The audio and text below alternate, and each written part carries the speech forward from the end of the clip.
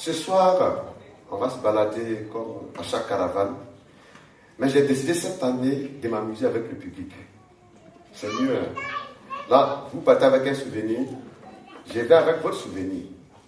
C'est bon? On peut essayer un truc. Si ça marche, on reste dedans. Si ça marche pas, bon. On arrête, on reprend le truc. On va faire. Yeah, yeah, yeah. Vous pouvez faire la chanson. Yeah, yeah, yeah. Tout le monde. Yeah, yeah, yeah. Mais on tape les mains pour mettre dessus. Encore. Plus fort.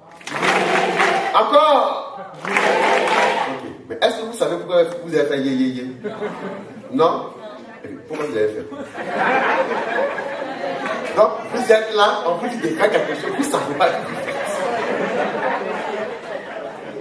Pourquoi? Ah non. Il fallait témoigner.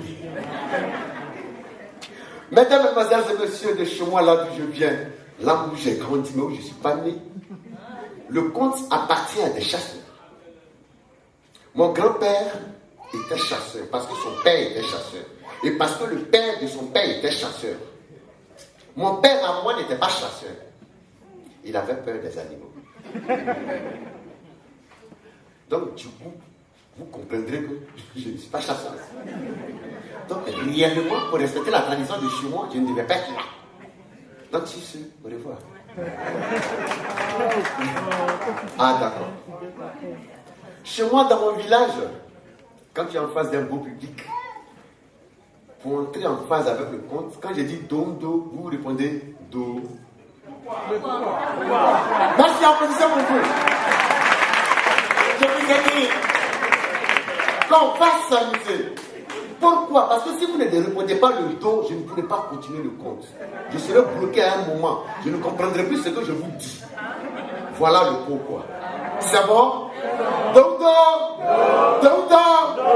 Il y avait longtemps dans un village, situé au carrefour de 5 carrefours. Arrêtez votre truc, je vais commencer. Et dans ce village, il y avait plusieurs familles. Mais une famille était particulière, parce qu'elle avait 60 enfants. Pour un monsieur et 2 femmes. Je ne diminue rien. Ça, on va aller jusqu'au bout. Et tous les enfants de cette famille étaient courageux. Ils aimaient le travail. Ils aimaient être eux. Ils aimaient s'aider. Ils aimaient aller aider. Ils se faisaient louer pour aider. Ils étaient courageux. Tellement courageux que leur voix se chantait à travers toutes les régions. Ils étaient 60. Mais sur les 60, 59 étaient courageux.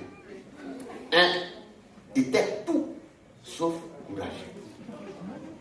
Il dormait. Il aimait passer le temps à l'ombre. À l'époque, s'il avait des spirites, il aurait eu 4 dessus. Et parce qu'il aimait tout ce qui était beau, mais il ne faisait aucun effort. Et nous tous, on sait que si tu aimes ce qui est beau, que tu n'aimes pas l'effort et que tu n'aimes pas le travail, alors naît en toi certains petits comportements. Tu voles, tu caches, tu mens. Tu peux citer encore ce que tu veux faire. Tu fais quoi encore? Tu, comme qui, vous? Bon, ok. Tu quoi encore? La personne ne va pas là. Il faut la laisser. Et c'est comme ça il était dans le village. Tout le monde travaillait, tous ses frères, son père, sa mère, ses grands frères, ses petites soeurs, ses cousines, même lui. À l'heure du travail, il se cachait. Il se réveillait même avant tout le monde pour se cacher. 6 heures, il ne trouvait pas la maison. Ah oui, parce qu'à 6 heures, il fallait aller au champ. 5h30, il était déjà parti. Et il était tellement têtu que tout le village l'a appelé au Pinigri. Ne répétez pas, c'est dangereux.